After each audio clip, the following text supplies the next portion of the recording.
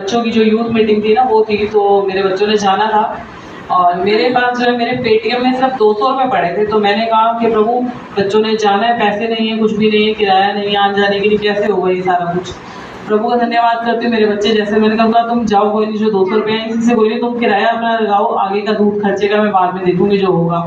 प्रभु का धन्यवाद करती हूँ। सैटरडे को मेरे बच्चे जब शाम को आए यहाँ पे और इनके आने से पहले वो 200 रुपये का और अरेंज हो गया। मैं प्रभु का बहुत बहुत धन्यवाद करती हूँ।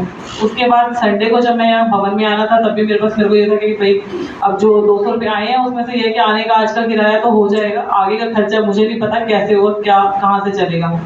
मैं यहाँ पहुंची संडे को, प्रभु का धन्यवाद करती हूँ। उसके बाद मेरे को मेरे जो रेंट है मकान मालिक का फोन आ गया, यहीं पे बैठे बैठे 2:30 बजे के टाइम पे फोन आया। तो मैंने फोन दोबारा मिलाया, मैंने कहा क्या हुआ, तो कहने लगे कि रेंट भिजवा दो। मैंने कहा रेंट तो मेरे पास अभी है नहीं, मैं अभी 2-3 दिन में करवाती हूँ आपको।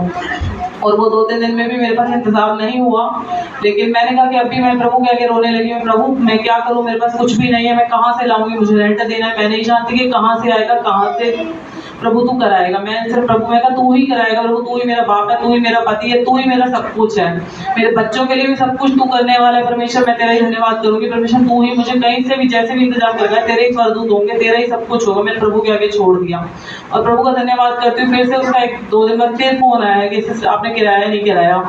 मैंने कहा मेरे ना अभी आए नहीं है, मैंने उसको ये बोला कि मेरे आए नहीं है, आने वाले हैं। और मुझे नहीं पता था कि परमेश्वर कहाँ से इंतजाम कर रहा है, कैसे इंतजाम कर रहा है। सच में मैंने सिर्फ यही प्रभु की जैसे मेरे मुंह में आया, मैंने उसको यही बोला कि मैंने कहा मेरा आने वाला है, मैं आपको दे दूंगी। सैटरडे को मेरे पास मेरा एक फोन आया कि हाँ भाई मैं आपके अकाउंट में 10,000 रुपये डाल रही हूँ और आप रेंट दे दो। 10,000 वो आ गया। मैंने कहा प्रभु तेरा धन्यवाद हो। 12,000 मेरे मकान का रेंट है। उसके बाद अभी 2,000 और बकाया था। प्रभु से मैंने बोला प्रभु अभी 2,000 रुपये और देने हैं, उसका इंतजाम भी आपने ही कराना है, मैं नहीं जानती कहाँ से होगा। और प्रभु को इतना धन्यवाद करती हूँ कि आज सुबह यहाँ आने से पहले मुझे 4,000 रुपये और मेरे लिए फोन आया कि 4,000 रुपये मेरे अकाउंट में डाल दिए। मैं कहा प्रभु तेरा धन्यवाद हो, मैंने अभी आने से पहले उसको पूरे 12,000 रुपये पेमेंट कर दिया। प्रभु का धन्यवाद करती हूँ, अपने सारे इंतजामों को किया। आगे भी परमेश्वर मेरे लिए ऐसा और मेरे बच्चों के लिए करेगा। पिछले सैटरडे मेरी बेटी साक्षी की भी तबीयत खराब थी और मैं घबरा रही थी कि परमेश्वर इसकी तबीयत खराब है, वो हो सकता है हॉस्पिटल में एडमिट होना पड़ जाएगा।